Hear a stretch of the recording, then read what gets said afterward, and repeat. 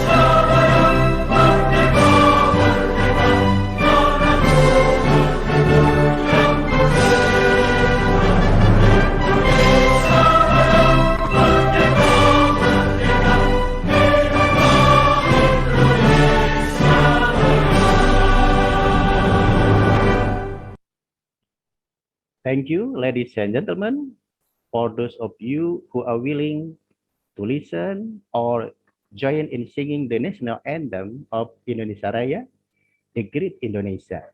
As we know that the song of Indonesia Raya was composed by Wager Dolop Supratman, who with his violin sang this song at the second youth played in Jakarta. That became known as the Sumpah Pemuda or Youth Pledge event on 28 October 1928. The Youth Pledge event is also very important because it states the importance of one motherland, one nation, and one language, namely Indonesia. Ladies and gentlemen, distinguished guests, I think the national anthem is one of the pillars for national and character building. Each nation state around the world has had the national anthem, including also Malaysia with the Negaraku, my country, Brunei Darussalam with Allah peliharakan Sultan, God preserve the Sultan, Philippines with Lupang Hinirang.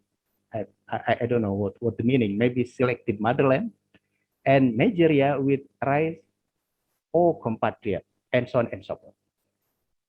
Ladies and gentlemen, distinguished guests, on this evening, Sunday, 17 October 2021, we will be sharing and caring about the basis of state and way of life of nation state. As we know that every nation state in the world has had a different basis of state and way of life. Like Indonesia and Malaysia, for example, they have basis of state and way of life for the citizen and the government and all stakeholders in those nation states, which is called as the Pancasila and Rukun Negara, which contain 5 basic principles, always for life for nation state. Tonight, I am Andi Suwirta, lecturer at the Department of History Education, Faculty of Social Studies, UPI, Indonesia, University of Education, and also as Secretary General of ASPENSI in Bandung, will be the moderator and guide the discussion event with an interesting topic.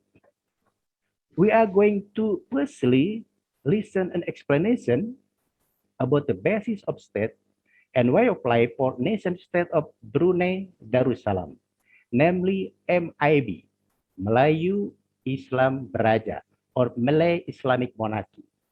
What, why, and how the MIB for the state of Brunei Darussalam will be explained briefly in 10 to 15 minutes by Dr. Haji Muhammad Hadi bin Muhammad Melayong. Ladies and gentlemen, distinguished guests, allow me to make a brief introduction for the speaker. Dr. Haji Muhammad Hadi bin Muhammad Melayong is currently as President of PERSEBAR, Persatuan Sejarah Brunei, or Brunei History Society. He is very knowledgeable and expert in MIB as the basis of state and way of life for citizens of Brunei Darussalam, because Dr. Haji Muhammad Hadi has also served as Secretary of the institution at the Supreme Council of MIB in the state of Brunei Darussalam. Well, Dr. Haji Muhammad Hadi bin Haji Muhammad Melayong, time is yours for presentation in 15 minutes, please. Okay, thank you, Mas Andi. Bismillahirrahmanirrahim. Assalamualaikum warahmatullahi wabarakatuh. Waalaikumsalam. Good evening for everybody who are joining in this webinar session. And first of all, I would like to thank the organizer, International Association for Historian and History Educator in Bandung, ASPENSI, especially our friend Dr. Mas Andi, for inviting me tonight. Is a presenter from the second meeting of the ASPENSI, and is mentioned just now that my paper is about the Malay Islamic Monarchy, or MIB is Brunei or life, or pillar of life for the Brunei society. So on this paper, I attempt to discuss actually the MIB is the philosophy of Brunei Darussalam. As we know, is known as a Malay Islamic Monarchy or Malay Islam Beraja MIB, which become a Brunei way of life. This matter is highlighted in the view of the existing challenges which in our society in the global era that could be undermine or threaten our traditional way of life, which become the basis of our question and also in application in Brunei.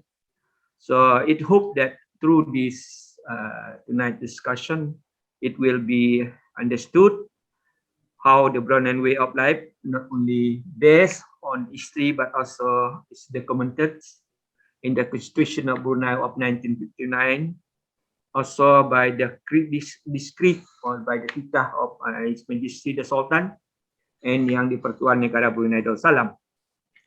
And for your information, my discussion I will divide it into 2 parts. And the first one I will talk about the foundation of MIB, how MIB is existed.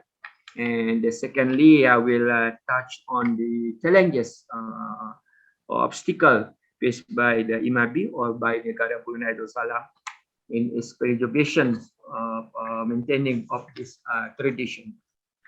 So the concept of MIB actually has been declared in the 1st January 1984 by the Sultan Haji Hasan al-Bolkiah Muzaddin Wadullah in the Sultan dan Yang di-Pertuan Brunei Darussalam, which we know we mentioned this either the titah during the independence, that from the first day of the January 1984 Christian era, by the blessing of Allah Subhanahu wa Taala, to whom the praise and whose name be extolled, shall be forever,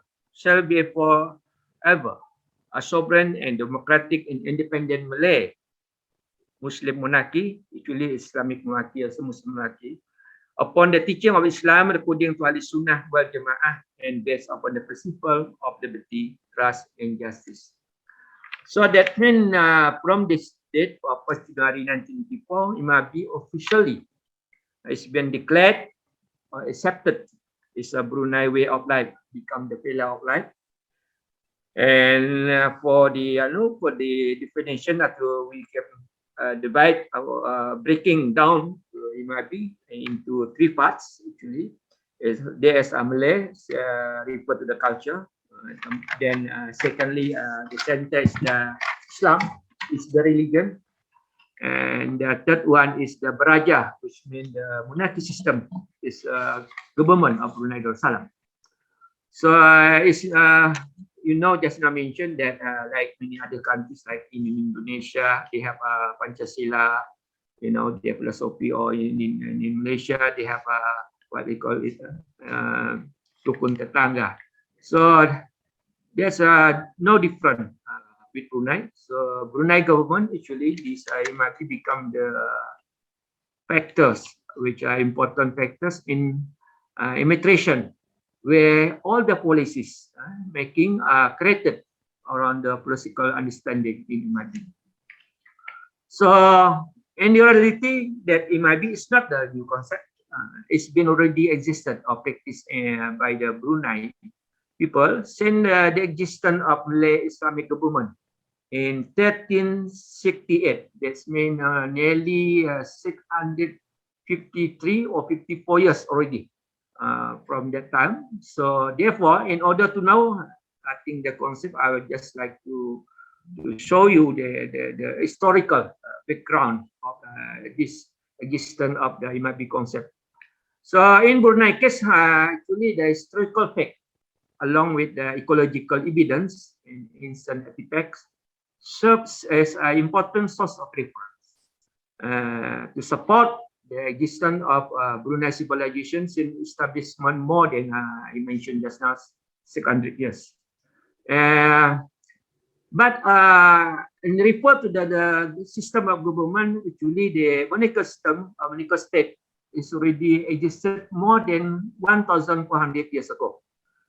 This one we can refer to the Chinese record during that time, whether in the Song dynasty or Ming dynasty or Tang dynasty. They mention about the relation between Brunei, which known that time, during that time, known as Poni and Poli, and also known as Bunle, according to the pronunciation of the Chinese people. So for the what they call it, for the historical view, I will show you the first documentation that mentioned about Brunei, the earlier Brunei, all Brunei state is actually mentioned in our film known as Awang Smile. This is the older one. This film tells the story of Patih Barabai and his brother, also the brother of our first sultan, Alam Tatar, who was the first ruler of Brunei. So with his followers, 90 people or Sakai, known as Sakai, this time orang Brunei, travel from the Tumburong district to the Brunei district through the Brunei River and eventually took a residence at the shore of Kota Batu. And as Brunei people wanted to remain close to the Awang Bertata, so they built the houses on the river itself, which become the landmark of Brunei today, known as Kampung Air. This is the old Brunei, the Kota Batu, Kampung Air, or the what you call the Spanish refers the Kampung Air, Venice of the East. That time, in the early 1960s, 16th century. So they do this because they want to close to their ruler and wanted to protect him, and in return, they will want him to lead them. So this kind of loyalty or gratitude led the foundation of Imabi, where you can see the Malay culture want to be close to one another, and the trust, the important the trust to their monarchy to rule and to lead them. And another evidence, Batu Persila. Batu Tisila is also known as generally called stone tablet, written in Jawi. This is written in Jawi. And in the tablet mention all the name of the 19th Sultan of Brunei. 19th Sultan of Brunei. Then this tablet become the strong proof of the existence of Brunei Empire and Brunei rulers, which support many other manifest and document. And the important thing on this, beside the name of the 19th Sultan, the mention also that on the tablets that the Brunei state or Brunei government was built by the Sultan Muhammad Shah and his brother is Sultan Ahmad, who converted to Islam in 1368. So this is the slide. Now I mentioned about the slide of the tombstone. Not tombstone, the what you call batu surah, generally called tablet. Another important document or artifact, I show you this one, the second one. This is not in Brunei. This one is the tombstone of the father-in-law of the first Sultan in Singapore.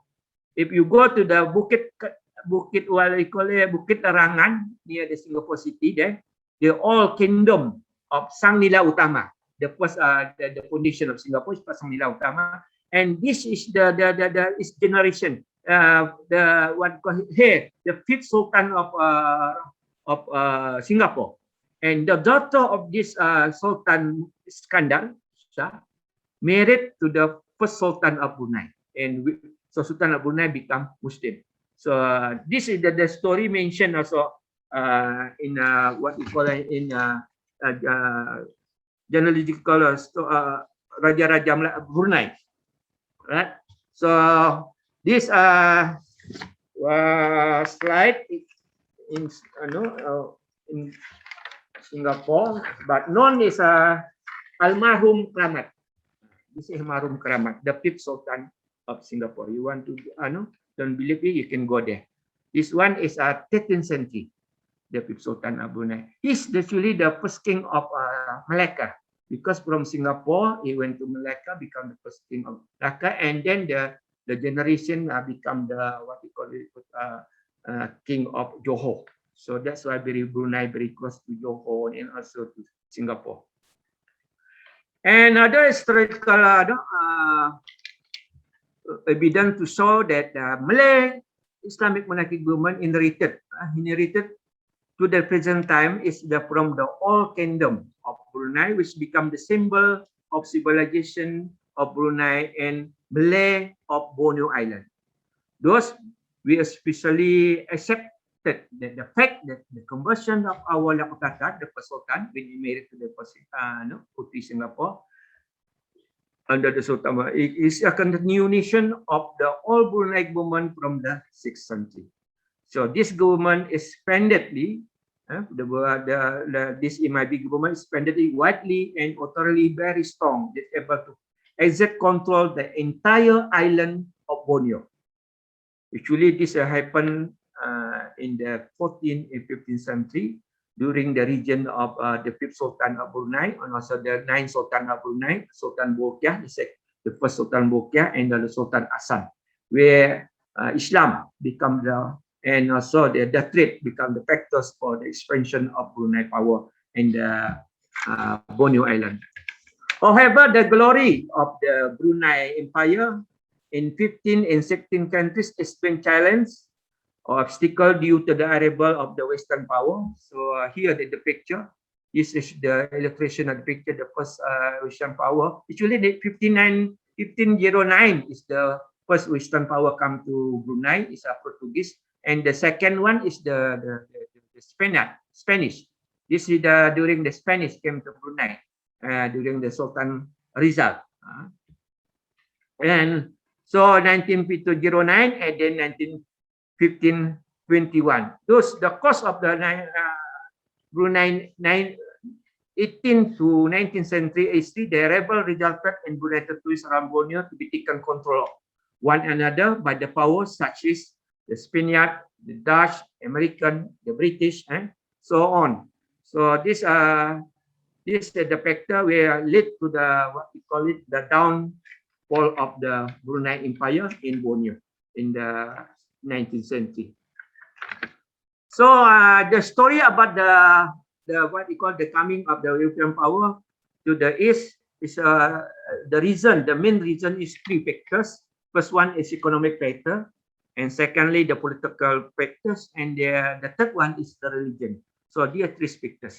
So the Spanish, actually for the Spanish who came to Brunei, try to what you call it, to occupy Brunei after they defeated the Manila of Japan in 1571.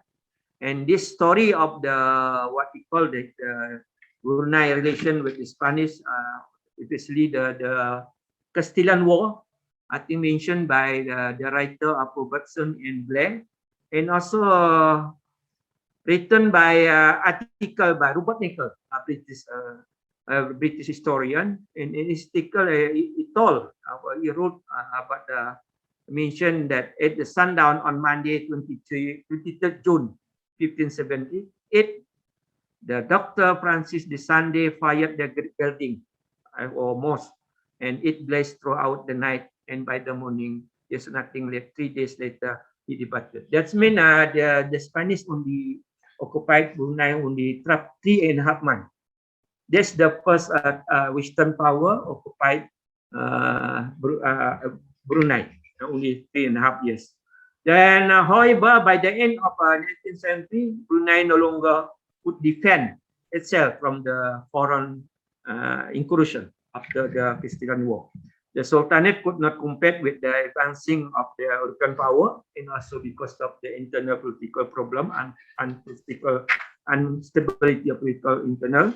So the Dutch start to establish also their sphere of influence in Kalimantan Borneo. So this start after they signing the agreement with the British, known the Anglo-Dutch Agreement in 1824. And after that, after the agreement, 20 years later, around 1839, the British adventurer James Cook opened the way of exploration in Sarawak and start establishment the British power in Borneo Island. So, because of the unstable political situation, this in Brunei also or in Borneo provided the opportunity to James Cook to assist the Sultan to subdue the opposition in Sarawak. So in return, he was appointed as governor and given the title First Raja Sarawak in 1941. So Okay, in Dr. Hadi. Yes. Dr. Hadi, time is over. Please, you make the close statement. All right. So this is the just now I discussed about the coming, and after that the challenges also Brunei faced after World War II. I have to shorten the World War II of the Japanese occupation. Japanese occupation is important one because there's the development of nationalism in Brunei, and also the setup of the Barisan Pemuda by a group of youth group who fought for the Brunei independence. Because after the coming of the British, Brunei under the protection under the pressure of British by signing agreement 1906-1907 under the resident system. So from that time, Brunei be under the British protection up to 1959. So during the what you call the Japanese occupation, there's development nationalism. They provide, but they could not what you call it achieve their aim. The young generation, the young youth. So the struggle for independence continued by the late father of the present Sultan, Sultan Mahmud Ali Saifuddin, who made a negotiation with the British from 1950 when he became the 28th Sultan of Brunei up to 1967. So both of them, the father and the son, negotiated with the British until Brunei independent 1984. But during that time, after the war, there are a lot of issues. For example, the Federation of Borneo issue, Brunei reborn, then the problem of the Malaysian Federation, the problem of what you call Melayu Raya, and the problem of other confrontation. So this, however, Brunei still stand, and lastly, Brunei still stand, and the British agreed with the Sultan Umar Ali Saifuddin and also with the present Sultan to preserve the status of Brunei is a Malay Islamic Sultanate. This was a meeting approved the agreed disagreement in 1957. So after that, 1959, 29 December, the British and the late father of the President Sultan signed the Constitution of Brunei, where Brunei, what we call it, got independent internally. The power of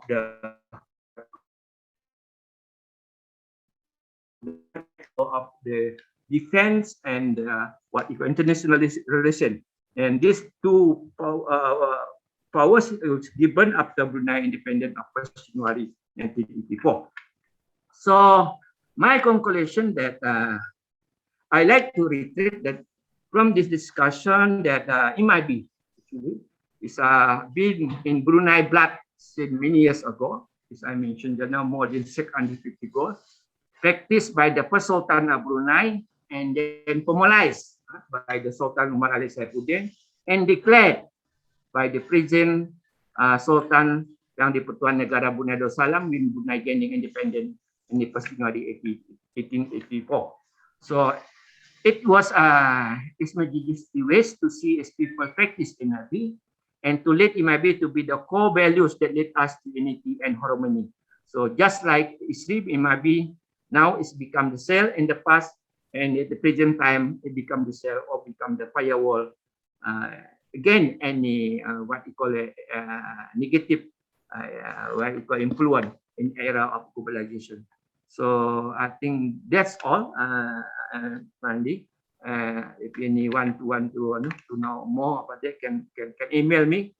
But for the most important thing that why this one is very important, this is the factors which Brunei did not what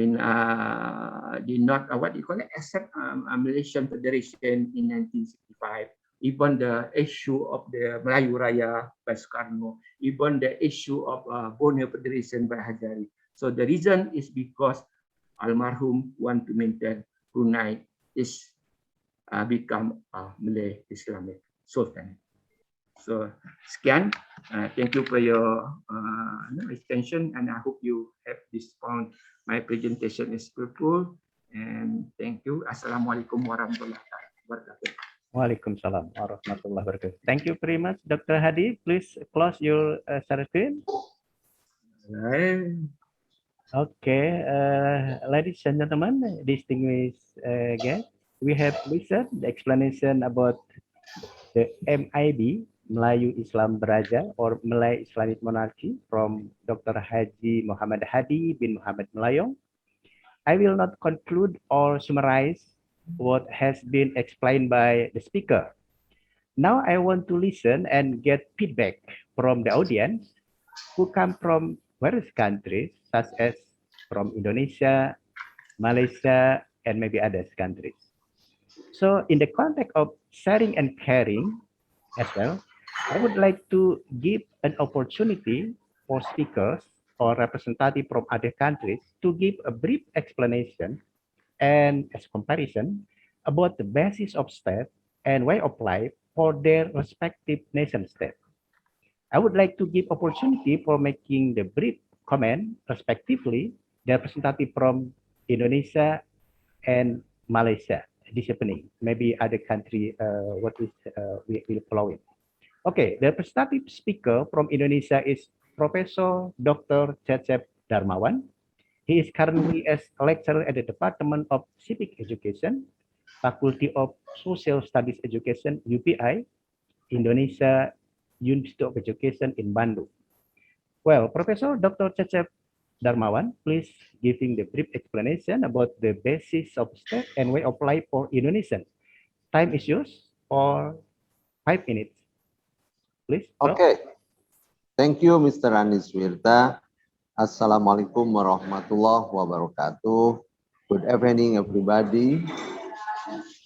First of all, I would like to express my gratitude to the committee for providing me the opportunity to respond to the presentation of the extraordinary short person, Dr. Haji Muhammad Hadi bin Muhammad Melayong, President of PERSEBAR, Brunei History Society. His presentation about MIB, Malay, Islamic Monarchy, Brunei's way of life is very interesting to be used as a scientific discourse. Responding to Dr. Haji Muhammad Hadi explanation, we certainly agree what every country has its own philosophy or ideology. An example is the state of Brunei, which has its state ideology. What is Malay's Islamic monarchy? This ideology certainly contains the noble values of the state of Brunei, which has been a guidelines in the life in the nation and state. However, what must be a full concern is how to make this ideology able to be implemented and actualizations by every component of citizen in the life of society, nation, and state. Of course, this must be accompanied by full consensus and commitment from all components of the citizens of Brunei, so that this ideology becomes a way of life for all its citizens. In comparison, Indonesia also is the state which has its own ideology and philosophy of the nation, namely Pancasila. Pancasila consists of life basic values such as ketuhanan yang Maha Esa, belief in God, humanity, unity, democracy, wisdom, and social justice. In essence, the values of Pancasila has been reflected since the immemorial time in the life of Indonesia people. Therefore, Pancasila is a crystallization of the noble values of Indonesia people. Pancasila is also a philosophy groundslach or good view or as a way of life for Indonesian nation and state.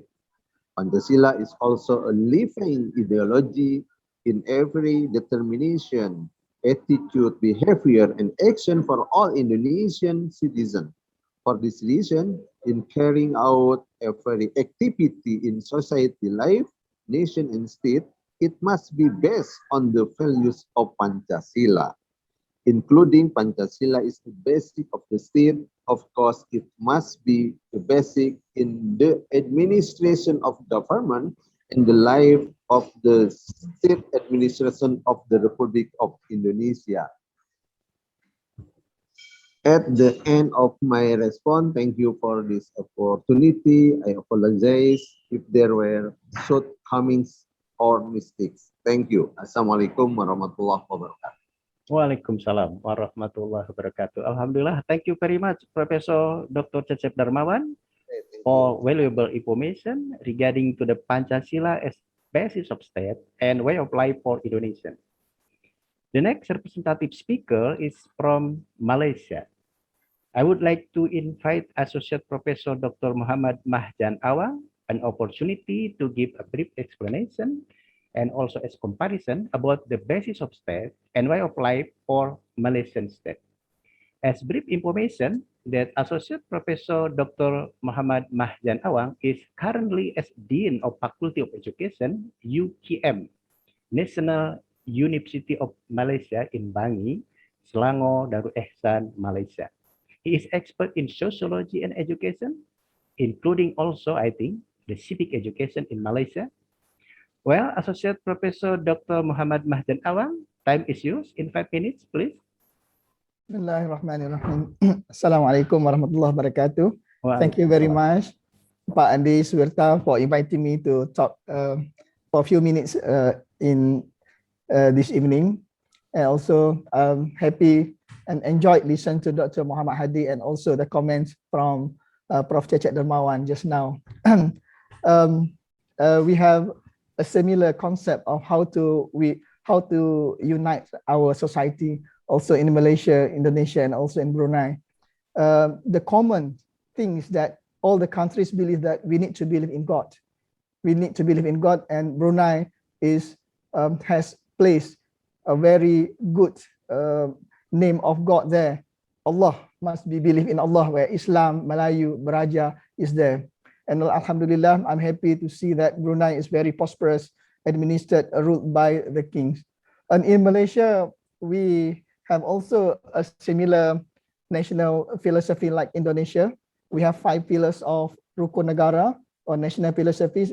I'm just reading out, like believe in God, loyalty to king and country, supremacy of the constitution and rules of law, courtesy and morality. In Malaysia, everybody knows that we have a very different ethnic groups. We have Malays, we have Chinese, and we have Indians. The unique of Malaysia is that each of the ethnic has, the majority of ethnic has different religions. For instance, Malays, the majority of Malays are Muslim.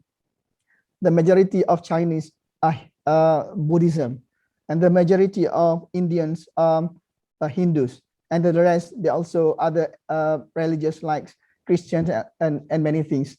And you also know that Malaysia has still have vernacular school system where we have national schools, we have national type schools where we use Mandarin, we use Tamils, and we use various of languages.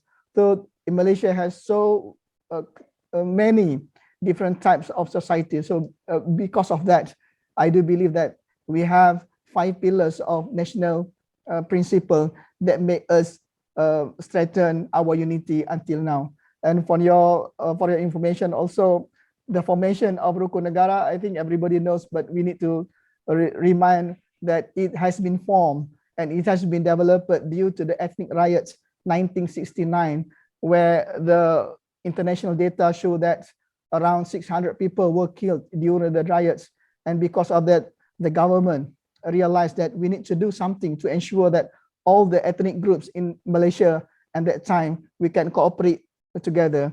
And then the government has introduced the new economic plan, Dasar Ekonomi, the new economic policy to make sure that all the ethnicities in Malaysia can cooperate each other and can develop the country together. And then we also do believe that our neighbors countries, Singapore, Indonesia, Brunei, Thailand, we are also aware of our neighborhood to make sure that we love to stay here. If in Europe we have a European community, in this area also we have our own neighborhood in ASEAN. And also Brunei has been looking as a very what we call it, very nice country where you hold a very good policy there and the respect of the king there. And we happy to see that the countries Indonesia, Malaysia, Indonesia cooperate. And this such kind of event organized by ASPENSI is very good, because we need to talk about our prosperous area from time to time and from academic perspective as well. And also I'm happy that to see Dr. Muhammad Hadi explain the history of Brunei, because we for sure we in Malaysia usually more focusing on our own history, but sometimes we need to learn more about other countries' history as well, to make sure that we cannot be like this if our neighbors also have problems. So problems occurred in this area will also affect our life here. So that's my comments, a very simple comment. Thank you very much, Pak Andi, for inviting me to this evening session. Thank you very much. Alhamdulillah. Thank you very much, Dr. Muhammad Mahzan Awang, for valuable information also regarding the Rukun Negara as basis of state and we apply for Malaysia. However, I have read a book related to the Rukun Negara, Doctor, that the terminology of Rukun is not only basic principle core values in Islam, but also Rukun in Malay language is living together in harmony, peaceful, tolerant, friendly. I think Rukun Negara for Malaysia is multiracial and multicultural is compatible as well as relevant as state of ideology. Thank you for brief information, Doctor. Well, ladies and gentlemen, I'm not sure whether the representative speaker from Philippines and Nigeria has been joining us or not. I think we want to sharing and caring about the basis of state and way of life from the Filipina, because as we know that according in the Wikipedia, I think it is interesting that the motto of the Philippines is in Tagalog language, maka Dios, maka tao, maka kalikasan, at maka bangsa. I don't know the meaning. Maybe it is for God, for human mankind, for nature, and for nation, I think. Bangsa, I think similar. Bangsa Moro, bangsa Filipino, bangsa Brunei, bangsa Melayu, bangsa Jawa, and so on and so forth. Okay, unfortunately also from Japan, representative, Dr. Yuki Nakata cannot join because the internet problem. So maybe I would like to give opportunity. I think we have still time in 5 to 10 minutes. Maybe for other participants would like to comment related to our topic today, basis of state and way of life for each nation state in Southeast Asian countries.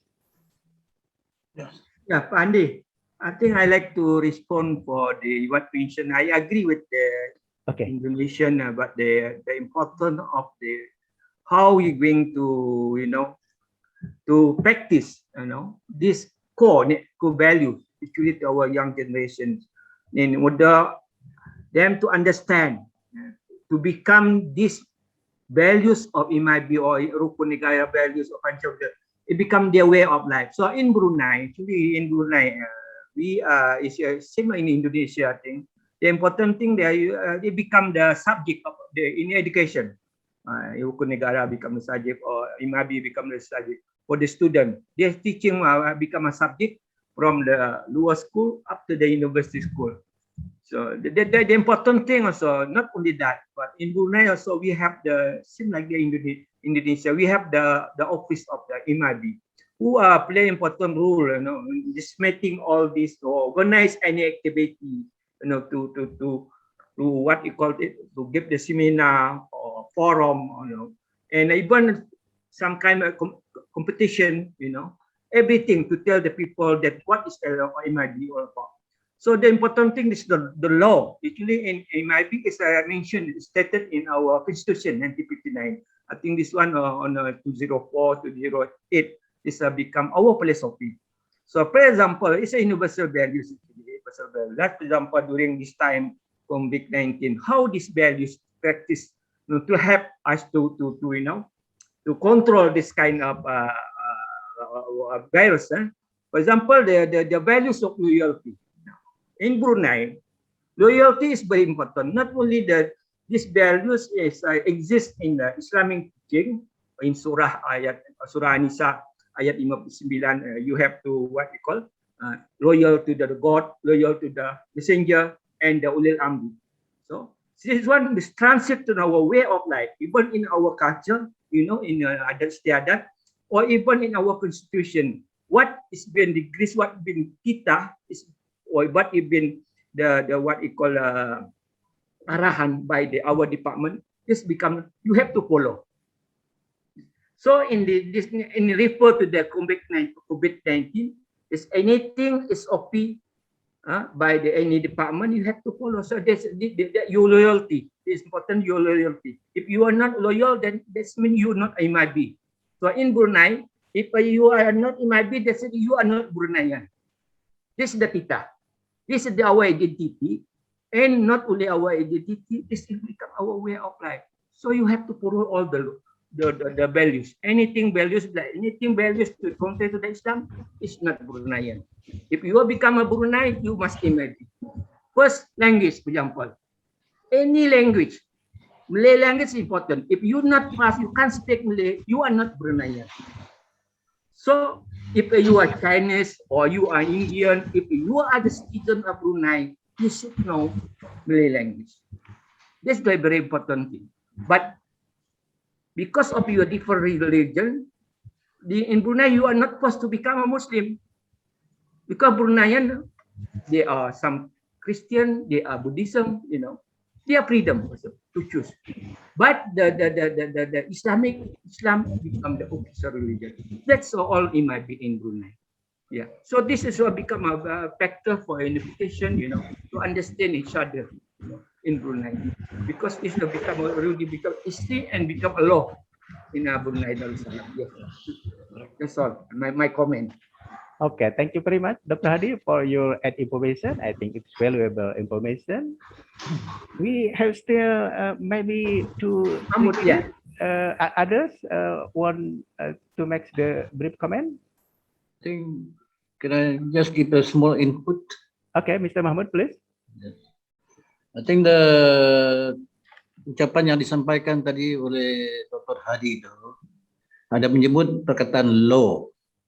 Jadi filsafah kita is ideology, yes, but we are back up by the perlembagaan. 59, yeah. Di mana di dalam perlembagaan kita telah menyatakan negara Brunei Darussalam adalah negara Melayu Islam beraja, dan ada satu perkataan yang Dr. Hadi tertinggal untuk menyebut berdemokrasi. Itulah bahasa kita dalam perlembagaan. That's Satu. true. Dan untuk korek lagi tentang bahasa yang digunakan oleh Dr. Hadi tadi, yang Brunei itu independen pada 1983 atau 84 tu.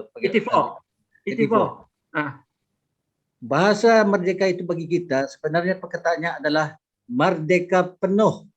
Yes. Maknanya kita memang sudah merdeka, hanya kita di bawah British Protected State, di mana alehwal luar negara itu dikendali oleh British, tetapi dalam negeri diperintah oleh kerajaan Brunei.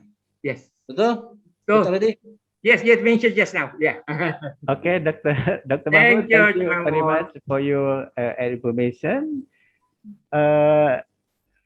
Maybe from Malaysia, there's any comment, brief comment beside Dr. Mahzan Awang. Yeah, thank you very much. Please, Doctor. Enjoyed listening to the debates. Our narrative in Malaysia, we are moving towards another terms of campaign or certain like a patriotic people. We know that our national philosophy, our 5 principles are now translating into practice, as Professor Cecep informed us just now. Now it's time to make sure that all the principles are practicing successfully. We are working on how to make sure that at least 2 things: do the right things and avoid doing bad things. Because now youngsters, they are exposed to various values globally. They are exposed to many thoughts. They are exposed to various philosophies, various types of informations come out from internet, from global.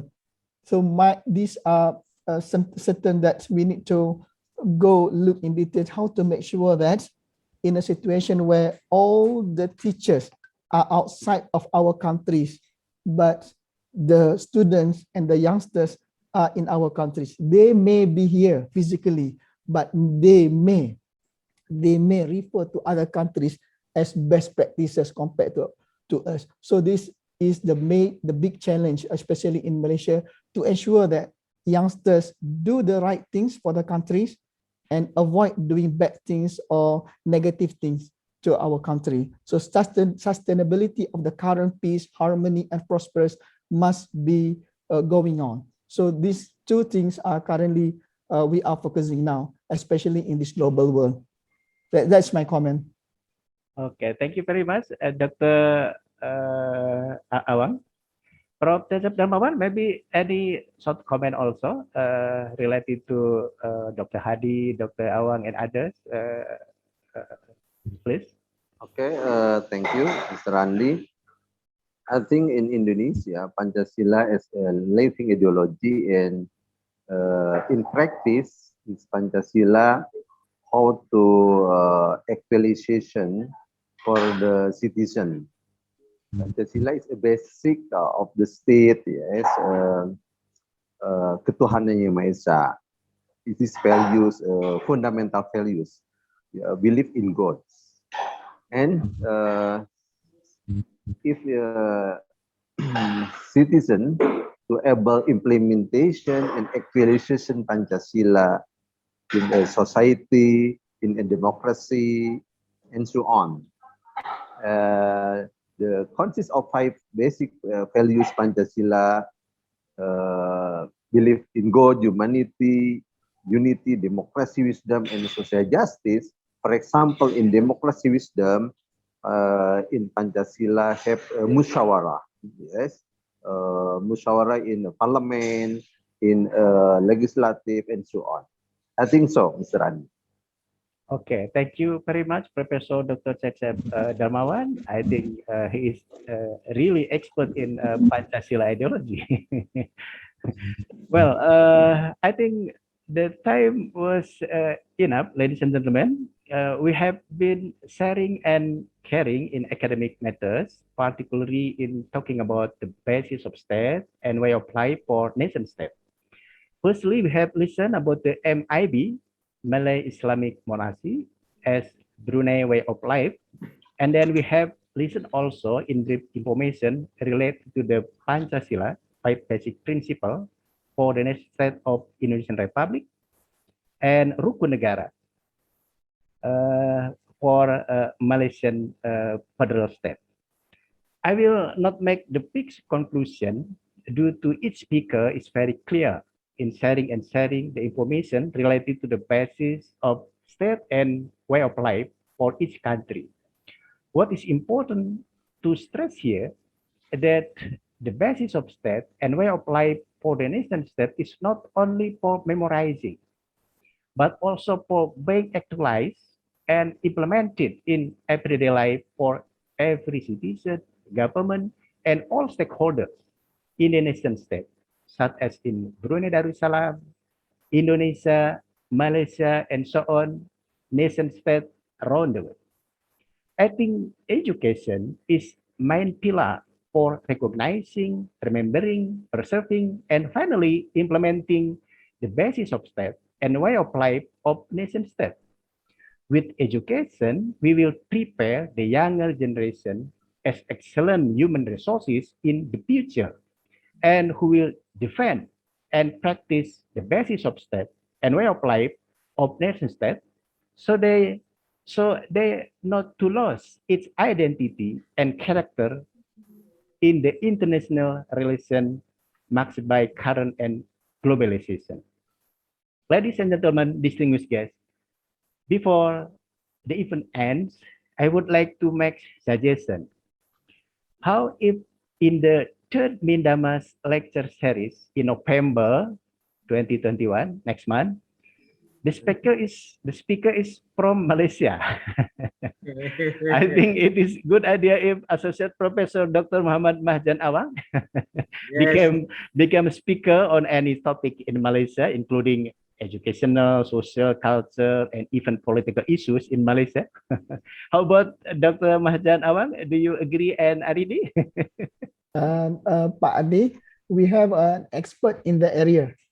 We have an expert in the area, Professor Ali, and then also I'm okay to arrange the talk from Professor Ali. Okay, in November, okay, Doctor? November, okay. Just remind me, and then I will invite him to join it. Okay, inshallah. Thank you. Thank you for your information. Well, ladies and gentlemen, distinguished guests, let's ending our virtual meeting now by saying together, Hamdalah. Alhamdulillahirabbil alamin. Thanks God, and hopefully God bless us. We will meet again, inshallah, in November 2021, different and interesting topic. Best regard and warm regard from Bandung. Thank you, terima kasih. Selamat po, arigato gozaimasu. See you next time. Wassalamualaikum warahmatullahi wabarakatuh. Waalaikumsalam warahmatullahi Turnohon, Pak. Kami Kang Mahzan. Mulai cakap tuh. Nuhun. Masih dijalani,